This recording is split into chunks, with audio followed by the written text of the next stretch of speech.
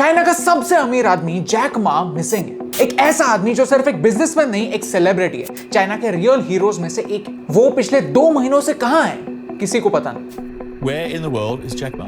हो सकता है कि अगले 2-3 मिनटों में मैं जो आपको सारी चीजें बताऊं वो एक कोइंसिडेंस हो, लेकिन ये श्योर है कि एक काफी mysterious coincidence. Jack Ma China के Amazon यानी अलीबाबा ग्रुप होल्डिंग्स लिमिटेड के को-फाउंडर। जैक मा $41 बिलियन की नेटवर्थ के साथ चाइना के सबसे अमीर आदमी है नहीं, थे। कुछ ही समय पहले उन्हें नंबर 1 रिचेस्ट चाइनीज से डिथ्रोन किया गया। और ये सब कैसे हुआ? चाइना एक ऐसा मिस्टीरियस देश है जो इंटरनेट को भी सेंसर करता है। बाहर की कौन सी इंफॉर्मेशन अंदर आती है और अंदर की कौन सी इंफॉर्मेशन बाहर जाती है, इस पर भी नजर रखता है। और जिस तरह चाइना सोशल मीडिया को सेंसर करता है, आई डोंट नो कि कितने टाइम के लिए ये वीडियो ऑनलाइन होगा। तो इसे ज्यादा से ज्यादा शेयर कीजिए ताकि ये कोइंसिडेंसेस और लोगों तक पहुंच सके, क्योंकि हो सकता है कि ये सिर्फ जैक मा और चाइना के बारे में ना हो सकता है कि इन सारी चीजों का कनेक्शन आप और मुझ जैसे कॉमन लोगों के साथ भी हो। जैक मा इतना बड़ा आदमी जो चाइना के सबसे पावरफुल लोगों में से एक है, दुनिया के लिए चाइना का फेस है, वो पिछले 2 महीनों से किसी के सामने नहीं आया। रीजन क्या हो सकता है? एक हिंट उनके लास्ट पब्लिक अपीयरेंस में 24 अक्टूबर 2020 शंघाई में एक बिजनेस कॉन्फ्रेंस में उन्होंने चाइना के बैंकिंग सिस्टम को जमकर क्रिटिसाइज किया। कहा कि चाइना की मेंटालिटी एंटीक जमाने की, हमें एक मॉडर्न और हेल्दी फाइनेंशियल सिस्टम की जरूरत है, लेकिन चाइना काफी रिस्क अवर्स है जो यंग एंटरप्रेन्योर्स को लोन लेने से रोकती है, और ये आज के जमाने में सही नहीं है। चाइना को बदलने की जरूरत है। एक इंटरव्यू, एक criticism, that's it. Jack Ma की कंपनी पर इन्वेस्टिगेशन शुरू हुआ, एंटी ट्रस्ट एलिगेशंस लगने शुरू हुए। अलीबाबा एक मोनोपोली है, चाइनीज लोगों का अनफेयर एडवांटेज लेती है, ऐसा नैरेटिव फैलने लगा। एंड ग्रुप, जैक मा की फिनटेक कंपनी, दुनिया की सबसे बड़ी आईपीओ शंघाई मार्केट में लॉन्च करने वाली थी। छोटा सा नहीं, $34 बिलियन का आईपीओ।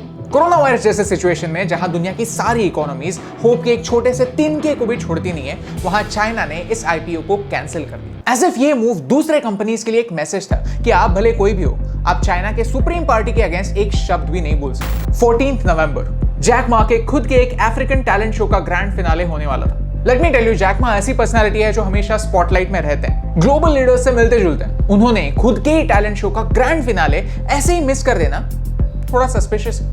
अगर लॉजिकली बोला जाए तो अगर इतना बड़ा इंसान इतनी बड़ी प्रायर कमिटमेंट अगर मिस करता है तो एटलीस्ट एक वीडियो मैसेज तो भेजता है। लेकिन यहां पर पब्लिकली सिर्फ इतना कहा गया कि शेड्यूलिंग इश्यूज से वो यहां नहीं आता। मुझे चाइनीज पॉलिसीज के बारे में इतना कुछ पता नहीं है, लेकिन मेरा कॉमन सेंस कहता है कि जैक मा पर प्रेशर डाला जा रहा है। एक इंसिडेंस कोइंसिडेंस हो सकता है, लेकिन इतने सारे कोइंसिडेंसेस बैक टू बैक होना मेरी समझ के बाहर है। लेकिन एक्सपर्ट्स कहते हैं ओवरऑल पार्टी एक मैसेज देना चाहती है कि ये टेक एंटरप्रेन्योर्स कितने भी ग्लैमरस हो, कितने भी पब्लिकली फेवरेबल हो, लेकिन फिर भी कोई भी इंडिविजुअल पार्टी से बड़ा नहीं है। इन सारी चीजों का हम पर क्या इंपैक्ट होता है? लास्ट ईयर हमने डेटा प्राइवेसी की बात की, कहा था कि कैसे चाइनीज ऐप्स हमारे डेटा का मिसयूज कर सकते हैं। उसके बाद लकीली भारत में कई चाइनीज ऐप बैन भी हो गए, और उसके बाद हमें जिस बात का डर था वही हुआ। दिसंबर में चाइनीज ऑफिशियल्स ने टेक कंपनी से उन्होंने दूसरे देशों से कलेक्ट किया हुआ डेटा मांगना शुरू किया। उनमें से ही एक कंपनी है जैक मा की अलीबाबा। और भी सरप्राइजिंग बात यह है कि वेयर इज जैक मा या इंटरनेट पर ट्रेंड होने पर चाइनीज कम्युनिस्ट पार्टी के ऑफिशियल न्यूज़पेपर पीपल्स डेली ने एक स्ट्रेंज न्यूज पब्लिश की, जिसमें सिर्फ कहा गया कि Jack Ma is now embracing supervision. लेकिन ये स्टोरी आप पढ़ नहीं पाएंगे, क्योंकि पब्लिश होने के कुछ ही घंटों बाद ये स्टोरी डिलीट कर दी। Nobody knows why.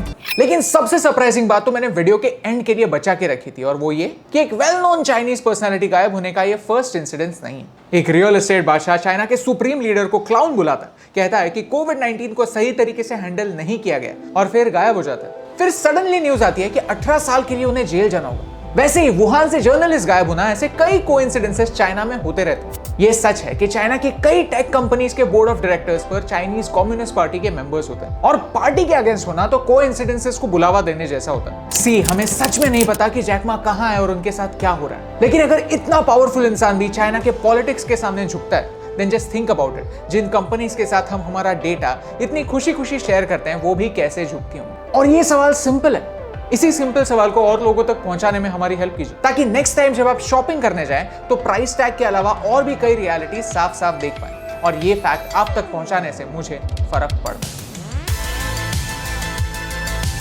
Hey esteem, हम हमेशा सोचते थे कि मीडिया भारत के बारे में इतनी नेगेटिव क्यों, तो हमने एक पॉजिटिव सोल्यूशन बेस्ड अप्रोच अपनाया। अगर आपको ये वीडियो अच्छा लगा तो लाइक बटन प्रेस कीजिए। अगर आप यहाँ पर नए हैं तो यहाँ पर क्लिक करके सब्सक्राइब कीजिए, और नए वीडियोस के अपडेट्स मिलने के लिए बेल आइकन को प्रेस कीजिए। और ऐसे ही और पॉजिटिव वीडियोस देखने के लिए यहाँ पर क्लिक कीजिए, क्योंकि आपके सपोर्ट से मुझे फर्क पड़ता है।